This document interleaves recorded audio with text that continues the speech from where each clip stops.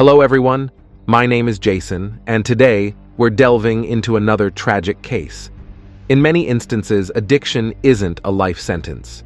Many individuals who have struggled with addiction, such as alcoholism, have managed to overcome it, returning to lead fulfilling lives, building families, and offering support to others facing similar struggles. This is the narrative that unfolded in the life of a young woman named Nikole Pitts, who appeared to have a promising future ahead of her. The investigation into this challenging case spanned 6 years before the primary suspect in the murder was brought to trial. It took another year to establish his guilt in court and ensure he was sentenced to the longest possible term in prison.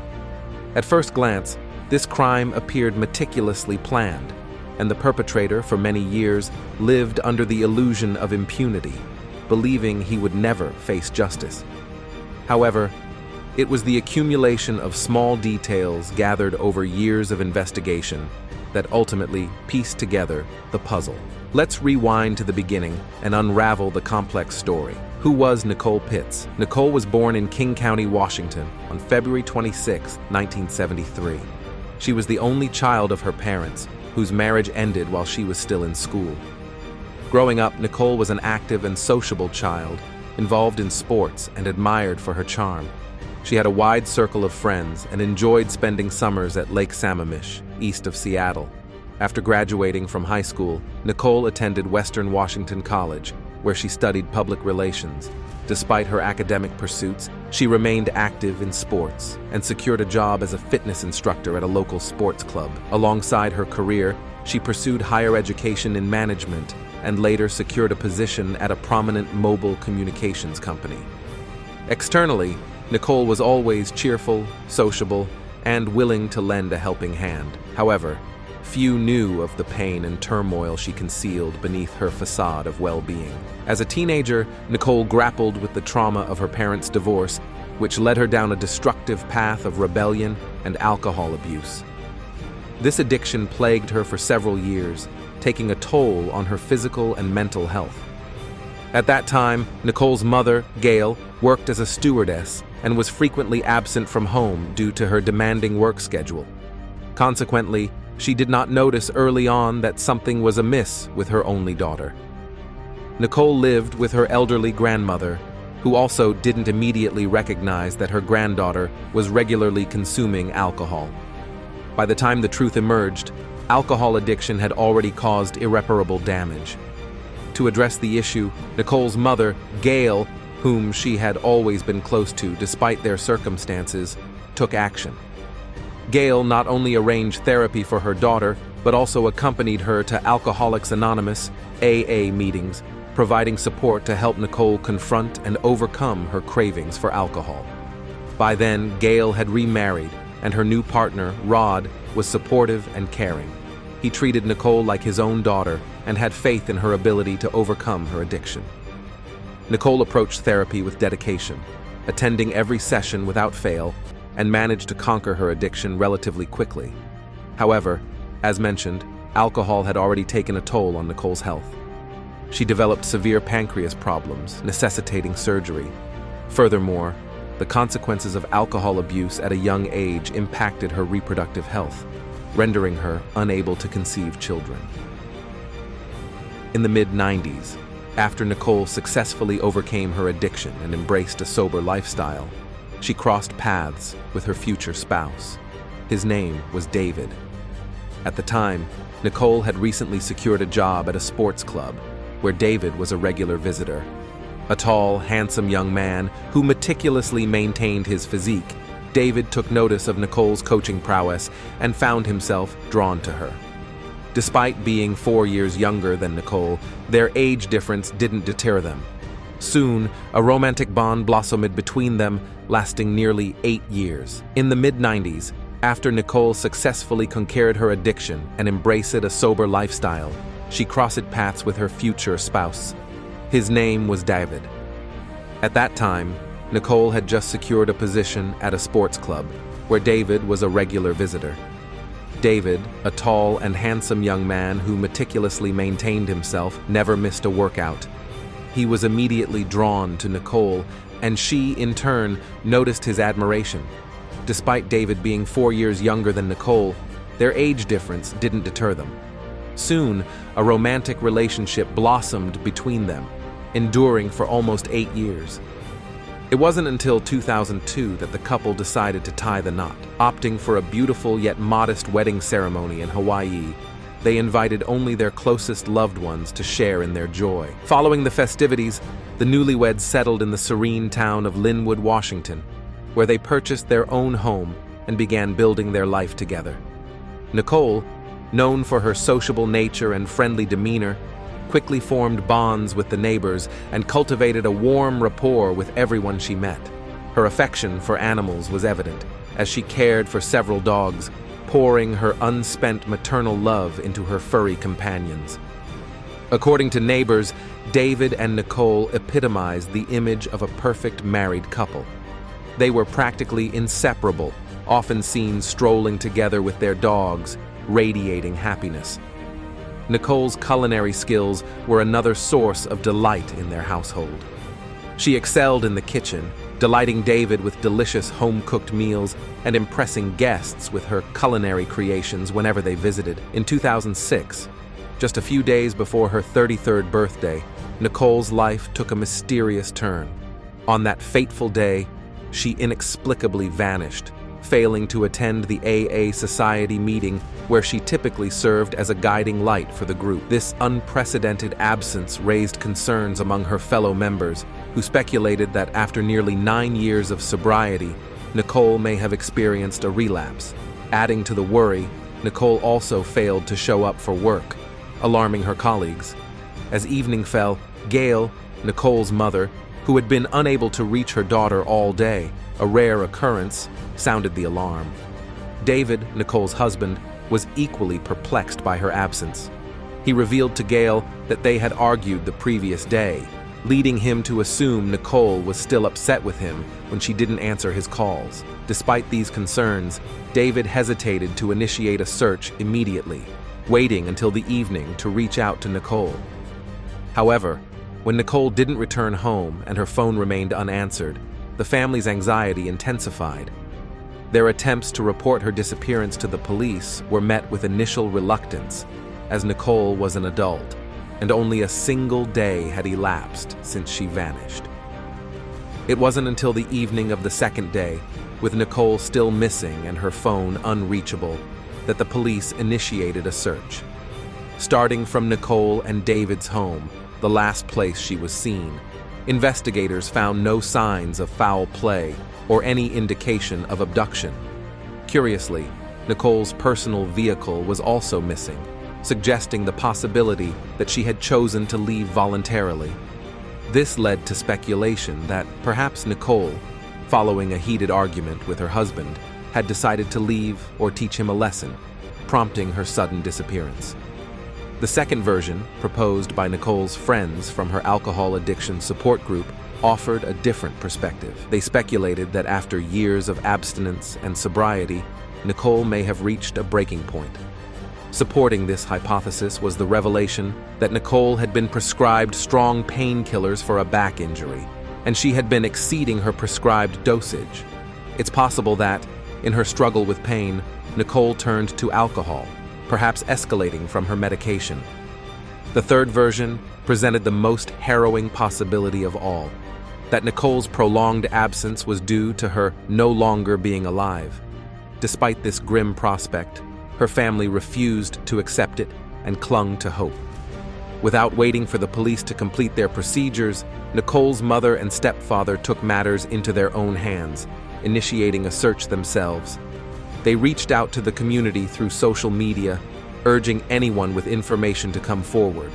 Hastening to Linwood, they embarked on a relentless search, plastering flyers with Nikole's photos and appealing to those who knew her personally for any leads. Concurrently, law enforcement scoured not only for Nikole, but also for her car, attempting to trace its route on the day of her disappearance. However, as time passed without any sign of Nikole, hope dwindled rapidly. Tragically, the worst fears were realized a few days later when a jogger stumbled upon the mutilated body of a young woman in a secluded area of a local park.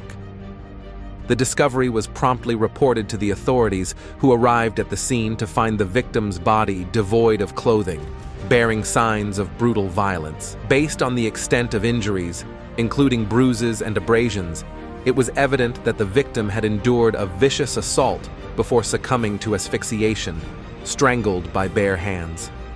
Amidst the grim scene, Nikole's car remained missing, leading investigators to speculate that the primary motive may have been theft, with the attacker choosing to eliminate a witness.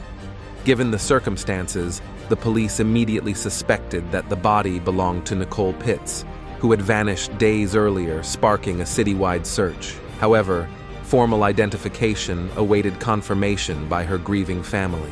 When Gail laid eyes on her daughter's lifeless body in the morgue, she was overcome with shock and grief to the point of losing her senses. The magnitude of the tragedy necessitated medical assistance for the distraught mother.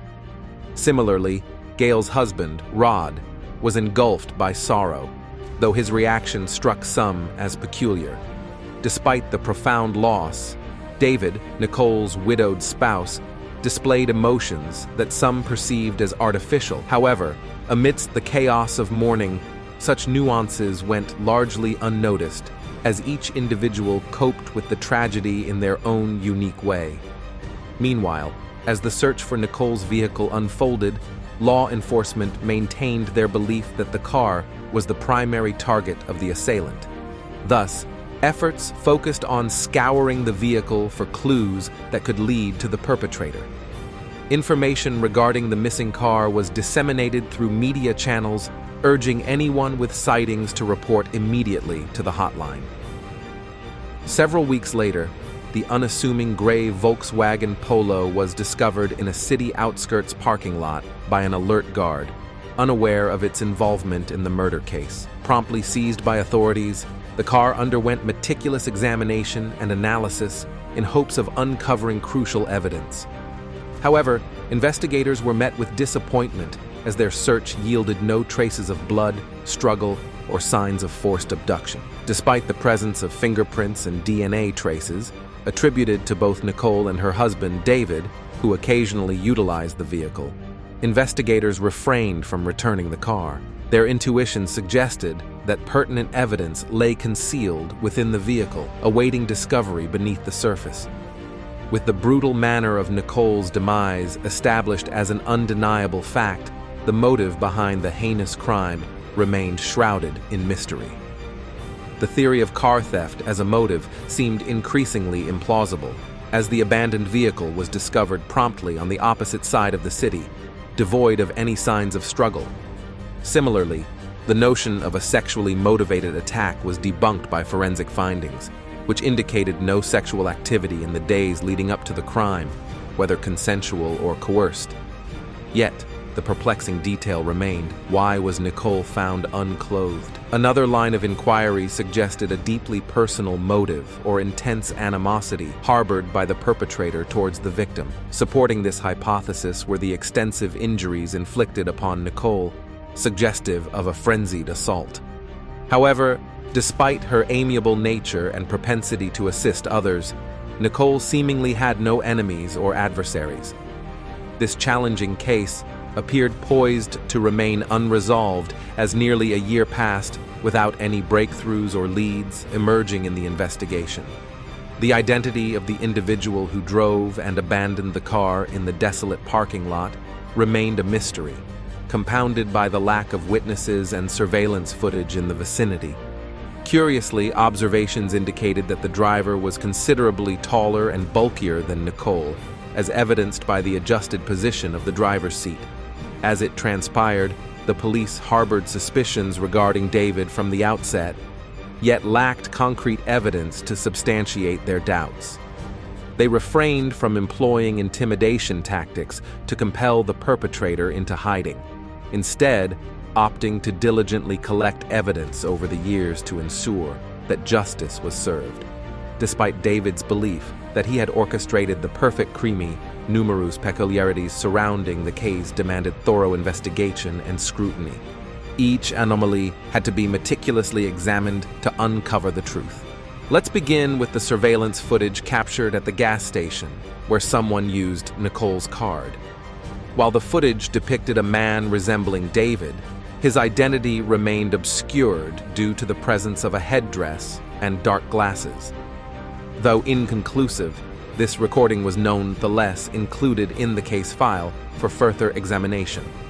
The second peculiarity arose from the absence of Nikole's wedding ring, a possession she never parted with. Initially presumed stolen, the ring was discovered in a box on her dressing table during a search of the victim's house. Additionally, forensic examination of the body revealed a dental mouthguard, recently prescribed to Nikole to alleviate bruxism, an issue stemming from nervousness and leading to enamel erosion and teeth chipping. This finding suggested that the crime occurred while Nikole slept in her own bed, explaining her lack of clothing and pristine condition. Further analysis of the found car's driver's seat position revealed anthropometric data matching Nikole's spouse, David. Moreover, fingerprints within the vehicle belonged solely to David and Nikole, implying no third-party involvement. Delving deeper into David's background revealed a potential motive. While Nikole diligently pursued her studies, held 2 jobs, and assisted others with addiction, David led a dissolute lifestyle. He squandered her earnings on alcohol and other women, exacerbating the family's financial woes. Despite Nikole's efforts to steer David towards sobriety and attend AA meetings, he scoffed at her, deriding her as dull and overly complex. Moreover, it emerged that David engaged in systematic infidelity with various paramours. Despite repeated attempts to coax Nikole into joining his debauched lifestyle, she adamantly refused, even rebuffing her husband's efforts to intoxicate her. Gail, aware of the turmoil within her daughter's marriage, urged her to leave David, but Nikole's love and hope for change prevented her from doing so. Following Nikole's mysterious demise, David swiftly pursued a substantial insurance payout and embarked on a new affair. Months prior to the tragedy, David had been unfaithful to Nikole with a woman named Jane, frequenting bars and clubs with her while Nikole toiled away at work or studies. Their illicit rendezvous came to a head when Nikole unexpectedly caught them together at home, sparking a volatile argument. Nikole confided in her mother about the incident before mysteriously disappearing days later. With first-hand knowledge of David's infidelity, Gail harbored suspicions against her son-in-law from the onset.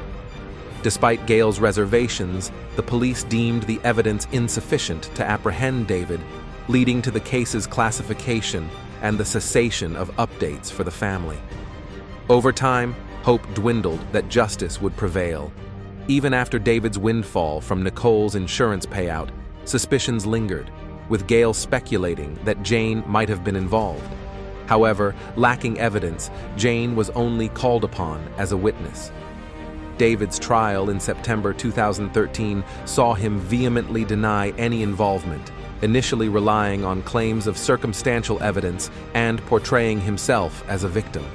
Yet, as incriminating evidence mounted, his defense shifted tactics, attempting to depict Nikole as unstable and attributing her death to her alleged relapse into alcoholism. However, such claims lacked substantiation, and David was ultimately convicted of his heinous crime. For the murder of his wife, David received the maximum sentence permissible by state law, 18 years in prison. Anticipating parole in 2025 after serving 2/3 of his sentence, David's fate serves as a grim reminder of the consequences of his actions.